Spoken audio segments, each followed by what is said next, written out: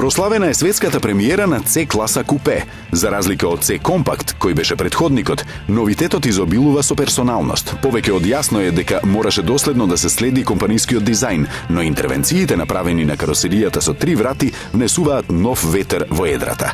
Под рефлекторите C-купе наликува на далеку поголемиот и поскап Mercedes CLS. Ниската контура и фаровите му даваат нота на агресивност, додека класичните решенија на интериерот се повеќе од докажани.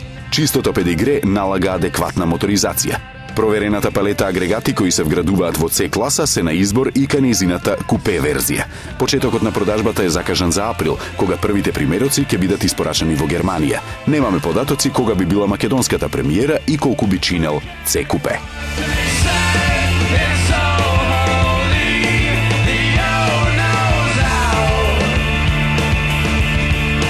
Подолго време Toyota својот имидж го гради на еколошки автомобили. Сепак срцето на овој гигант го движат октаните. Не така одамна во понудата беа опфатени купето Celica и родстерот MR2. Во портфолиото на Toyota, покрај Daihatsu се наоѓа и Subaru. Последните 2 години се позабележителен е трендот на посилна соработка на двете компании. Преку втората поред студија FT86 се посилно се надзира изгледот на новата генерација на Celica. Не е тајна дека досегашен снабдувач на мотори на верзиите со многу коњи беше Yamaha. Сега таа улога е презема Subaru, кој развива потполно нов агрегат. Подвозјето е подготвено за погон на сите тркала, а се погласни се гласините дека ќе има 2 верзии со турбополнач и опсегот на силата ќе се движи помеѓу 270 и 320 коњи. Не е исклучена ниту дизелска верзија, која би го понела првиот боксер турбо дизел наштиман да испорача 200 коњи и 420 Нм. Кога е Toyota во прашање, секогаш треба да се остави резерва за Hybrid Synergy Drive, чие вградување е известно.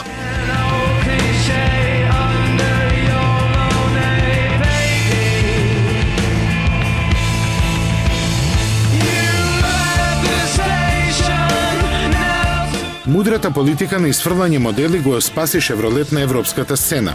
Дури Chevrolet од кризата излезе како голем победник.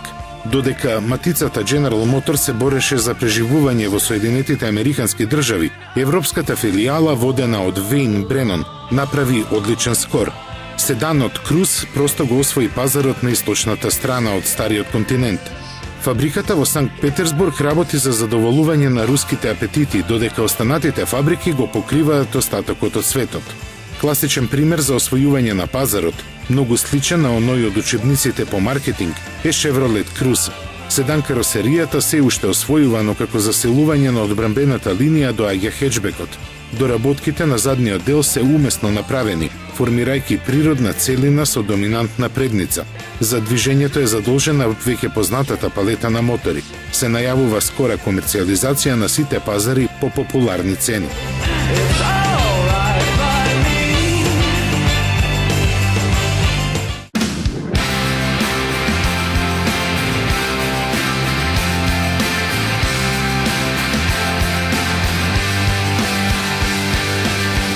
Легендата за Голф се уште се пишува. Кабриолет верзијата продолжува да игра важна улога во целата гама.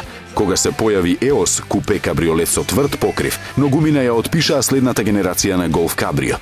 Но тој е тука, повторно горд на својата класичност. Колку и да е здосадена формата и дизајнот на Голф, тој секогаш се зема како пример во класата. Наглиот пад на интерес за купе кабриолети во компактниот сегмент повторно во игра го враќа старото добро решение платнениот покрив.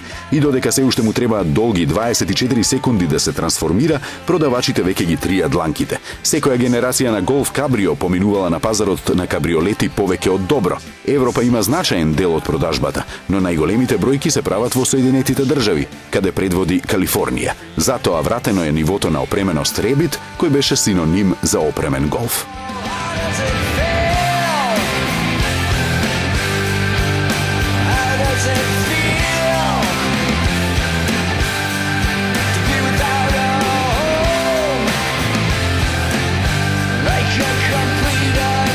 Во периодот на прославувањето на 200 годишнината од постоењето, Peugeot може да се пофали со нов рекорд. Глобалната продажба е зголемена за 16,3%, достигнувајќи ја бројката од 2.142.000 возила.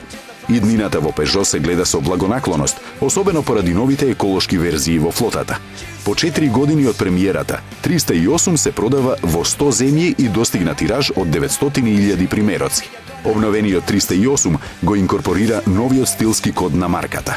Трите изведби, хеджбекот, караванот и купе кабриолетот, добија софистицирана елеганција, додека моторите се со распон на силата од 92 до 200 коњи.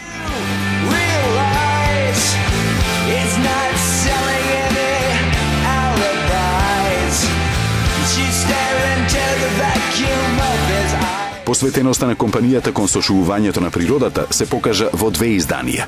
Веќе познатиот 3008 Hybrid 4 доби лимитирана изведба од само 300 примероци во бисерно-бела боја и кожен ентериер во две бои.